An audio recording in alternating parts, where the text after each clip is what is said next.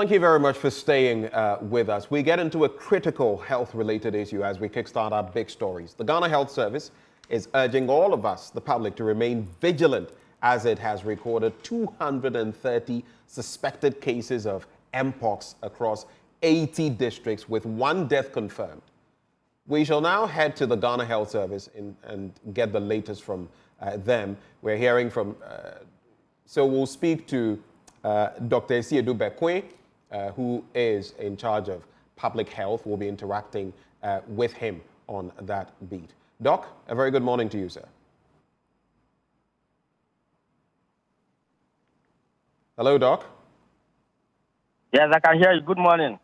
It's great having you join the conversation. Let's just have a briefing on what the situation is. The 230 suspected cases, the 1 death, the 80 districts. Is that still the status quo?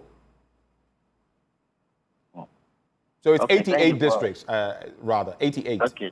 Yes. Okay, thank you for calling. I think that that's the whole summary is not the story. You see, Doc, I can't hear you too well. I don't know whether it's from my end or yours, but maybe it's from your end. It's from my end. Can you hear me now? We'll work on it. Please go ahead. Can you hear me now? Please go ahead. Yes. Yes. So the background that you gave is not the story. It isn't? You see, no. You see, we wrote a case rep, which is a technical report. So I think that people misinterpreted the report. So please explain. So let me, you see, 2022, became public health emergency of international concern. So countries were supposed to be placed on high alert to look for it. So we have been looking for Mpox over the years. So for 2022, we had 120 cases. For 2023, we had 8. Then for 2024, but what we do is that on daily basis, we have a surveillance system that looks for diseases that can cause outbreak. And Mpox is one of them. So for the period between 1st January to 1st October, we have picked 230 suspected cases, of which 1 is confirmed. There's no death. But these 230 has nothing to do with the confirmed case. So I think that clarity needs to be made. So 1 case has been confirmed, but there's no death. There's no casualty. There's no death. And even the suspected cases have nothing to do with the confirmed case. And the suspected cases that are spread in the 88 district. So I want the clarity to it. It is not that we have gotten 1 confirmed case, and out of it, we have gotten 230 suspected cases. Does it make sense? Hello? I'm listening to you, Doc. What I'm saying is that, and I think that clarity needs to be made. Between January 1st and 1st October, our surveillance system detected 230 suspected cases, of which 1 has become confirmed. So these 230 cases, they don't have a link with the 1 confirmed case.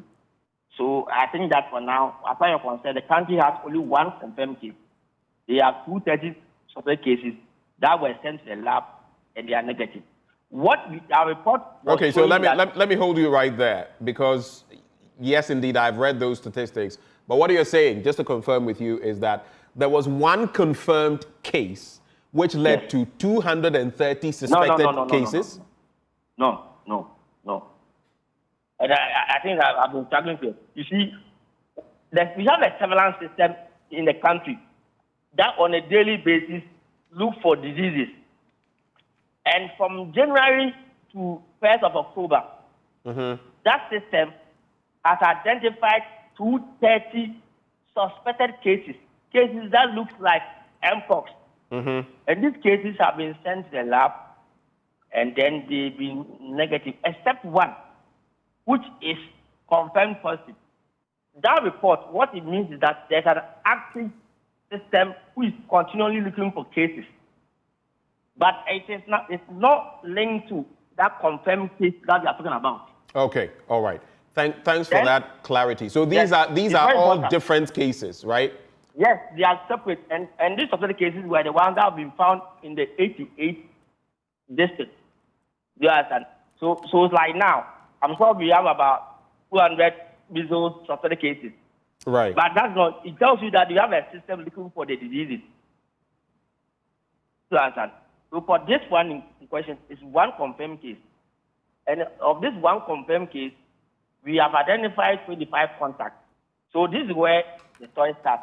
There's one confirmed case, and then 25 contacts.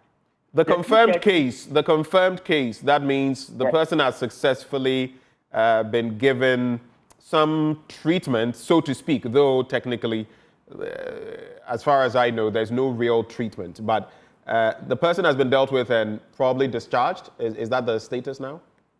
Yes.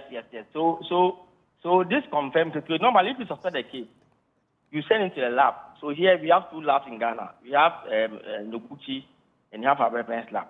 This one was sent to our reference lab and it was confirmed positive.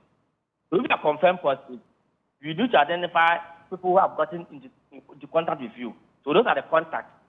So for this case, you have identified 25 persons who are the health workers and then the friends in the community. So that is the story. So for this particular outbreak, there's one confirmed case of Mpox and 25 contacts. So that is the story. What is the status of the 25 contacts now? They're all doing fine. I think today is day 4. Normally, we have to follow them up for 21 days. So there's a system in place who are following up on them. But I want to know, the 25 cases, you say they are doing well, but the tests, what do they reveal? Are they positive or negative? No. We don't normally test them. Normally, you test when the person shows symptoms. So what you do is you follow them up to the time that you show that they show symptoms. In that case, they become suspected cases, and then you test. So these people now, they are only contacts that we are following up, and today is day 4. So just to confirm one more time, just for clarity, you are saying that as of now, Ghana has not recorded any Mpox death, right? No. Okay. But we have one confirmed case and 25 contacts. So that is the story. That 230 is a 230 based on a routine surveillance system that we identified. It was to show that we are continually looking for Mpox, but it is not linked to this confirmed case. And I think this is very important. Yesterday I saw some communication going on, and I said, no, let's clarify this. So I'm happy that I spent some time to clarify. Okay, so obviously there was some miscommunication somewhere or some misinterpretation. Yes, moving. Got the report. See, the one you took was a state report, which is a bit a technical report. So at times you struggle to interpret it. But when you see, normally we do a press release, which is simpler for the public. What you saw was a state rep, which is a technical report. So at times it's a bit difficult to interpret. I see. Tell me now, what then is the way forward in dealing with Mpox? We've had one instance. I do not know whether you are satisfied of the 25 people you have now. I don't know whether it is to say quarantined, because is it possible that there could be other contacts that have not been reached? Okay, so if you confirm a case, you try to identify more contacts as persons who have been in physical contact with the case, or people who have been in contact with the beddings or clothing of that case. So based on that context, that we have identified the 25. We keep on talking to more. So for now, it's 25. It's possible by tomorrow we'll get to 26. But what I'm saying is that these are the 25 that we have gotten. So Mpox in particularly demonstrates by skin manifestations.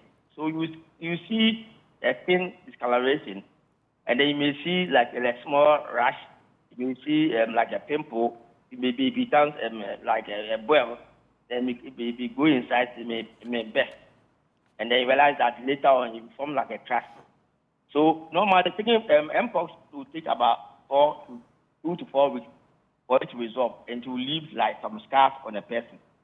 So cases of Mpox, typically about 90% of them are not severe. So if you look at the one that we had in Ghana, the 120 in 2022, most of them were not severe. So you get rashes, you go to the hospital, they give treatment, and you go home. So that is it. But there are few that become severe that may need to admission. This one in particular was admitted for 2 days because when they had the rash, the guy used some blade to cut, and then that got infected, and that's how he was admitted. So after 2 days, he was discharged. So if you have Mpox, that's what they do. They isolate you because that's to avoid contact, and then you are managed. But when it comes to the contact, you do not isolate contact. You keep a close eye on them, you monitor them, and then you make sure that when they get symptoms, you classify them as suspected, and then you take samples. So that's the way you manage. So if you talk about Mpox, the main class is avoid contact. So contact, physical contact like shaking, kissing, hugging, no. And then you also make sure you avoid beddings and clothing of that infected person. I know that in some countries in Africa, Uganda, Burundi, Rwanda, I think the Congo as well, it's been pretty prevalent. In Ghana, we've not had a scourge of Mpox. But where did this person who contracted from? Was it right here in Ghana, or did the person come from somewhere? I'm just curious. So our investigation has not been able to establish the source for now. We are still investigating. So basically, we try to find out, is it from another person, which in this case would have been the primary case. For now, we are not able to establish. 2, you try to establish whether there has not been any sexual contact. This is a 15-year-old guy. He has no history of sexual contact. So for now, that is also not clear. Then you try to establish whether there's any travel history. He's not traveled within the past 21 days. So we are so searching. But there are a lot of outbreaks that you are not able to establish the source. So what you do is that try to make sure that you cut the spread of the infection. So that's why for now, we are trying to identify all the contacts and follow them up. Okay, so by what you've said, I just want you to share, for the sake of public information, how is it contracted? You've talked about sex. So in maybe contact with the skin and all of that pus, just share with our viewing public so that they can also be aware as they go out there. So see, the lesions can be on the skin and let's say within like the mouth and even the anal region and maybe the vaginal area. So so the common one is the physical contact. So as you embrace, as you kiss, as you sleep with somebody, then there could be transmission of secretion between the two individuals. So that's why when you look at that, it's about contact. So you could physical contact or sexual contact. And that's the way you can have the disease spread. And in the other countries, it's common between like men with men. But for now, Ghana, we don't have that evidence. Okay. So you're saying that homosexuality is also one of because in other jurisdictions, it's common between men and men. So there's some evidence that, as I said, because the lesions can be found within the anal region and the vaginal region. So so as you have that sexual contact, whether it's a man to man or a woman to man, you can have there's a risk factor that you need to avoid. Okay. Let's conclude before you give us your final thoughts. We've also heard that you have resource constraints as far as contact tracing is concerned. How bad or how much better is the situation now in terms of contact tracing and the resources to actually execute this? Because without that, the 230 or so we are talking about, the 25 and all of that, it means there may be loopholes we may not be filling. Tell us about that, please. Okay, so please, your name? Benjamin. Yes, Benjamin. So I don't want us to mention the 230 again. I think I've spent some time to explain. So for now, we can talk about the one case and the 25 contacts. You see, that document... No, but when I mentioned the 230, I'm not saying cases. I'm merely saying, according to what you said, who were suspected, but it turned out that just one was confirmed. Is that not what you said? Yeah, but okay, when it comes to management, it's a different issue. But fine, we see that report that we normally share. Normally we share it with partners and other key stakeholders. It's all great resources. So for now, there's no obvious challenge about getting, let's say, resources for this particular outbreak. Because we are looking at a bigger picture as a country. because if you have a confirmed case in the country, you need to look at it in that large perspective. So we have activated our national response plan, trying to make sure that all the thematic areas of surveillance, case management, lab, and logistics are all ready. So that's what we are trying to do. We had a meeting with our partners 2 days ago to make sure that we see how we can mobilize resources for it. But for now, for this particular outbreak, we don't seem to have any constraints. You don't have constraints for now in terms of Mpox outreach? For this one, for this one case, 25 cases, no. But what we are saying is that because we are looking at it as an outbreak in the country, you need to look at it holistically and say, what are your issues? So we need to mobilize that resource, and we have a national response plan that we're going to work on. Maybe the final bit to you, just the regions. We got a picture that it was widespread. Is it across all the regions in Ghana, the suspected cases, so that we know where they came from and all that? Did it cut across the country, or was it just in a narrow? The regions, okay, let me go again. The regions have no case now. The regions, what we reported were suspected cases that were sent to the lab and they are negative. So we don't have a case in the region. No, that is exactly what I'm asking you. I'm not saying they had cases. I'm saying the suspected ones. They were from all across, right? Was it across the length and breadth of Ghana? Yes, 88 districts. Okay. Because, chickenpox is I would say, a differential diagnosis. So some of them, you ended up, it's not Mpox, it's chickenpox. Some can come out as measles. So they are differential diagnoses, but you capture them as suspected cases. Okay. And it's very important, and that's what we do at epidemiology. So what is a lab that will tell you that, what is suspected as Mpox is not Mpox, but your report is captured as suspected. Doc, we're grateful for your time. Thank you for the clarity, and thank you for making time to explain to us what exactly is happening. That is Dr. Franklin Asiedu-Bekwai, and he, of course, is Director of Public Health with the Ghana Health Service. He joined the conversation this morning. We're coming into the studio now to continue the conversation from here. On a different front, we're going to be hearing from Dr. Abu Sakara Foster of the Alliance for Revolutionary Change. He is questioning the EC for muting the voices of independent candidates at IPAC. He had a bit of a release in recent times, and he joins us with his thoughts. Doc, good morning. Good morning, Ben. You've been listening to this conversation patiently, so I'll start from there before I get into the substantive matter. I know you have some thoughts on your mind in respect of Mpox and what Dr. Franklin Asiedu-Bekwai has been saying.